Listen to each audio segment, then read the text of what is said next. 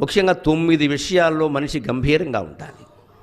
ఆయుర్విత్తం గృహఛిద్రం మంత్రం ఔషధమైథునే దానం మానావమానౌ చ నవగోప్యాని యత్నతక. 9 విషయాలు ఎవ్వరికీ చెప్పొద్దు, వీలైనంత వరకు తప్పనిసరి అయితే తప్ప. ఆయువు, ఆయుర్దాయం గురించి చెప్పకు. నాకు జాతకం ప్రకారం 72 ఏళ్ళు ఆయుర్దాయం అండి అనకు. అంతకంటే 2 ఏళ్ల ముందు నుంచి ఎలా వేసేయాలని ఎవడో చూస్తాడు. ఇక్కడ చెప్పరు. వయస్సు కూడా అవసరమైతే తప్ప చెప్పక్కల. ఆడవాళ్ళు ఈ విషయంలో చాలా జాగ్రత్తగా ఉంటారు, ఎట్టి పరిస్థితుల్లో చెప్పరు.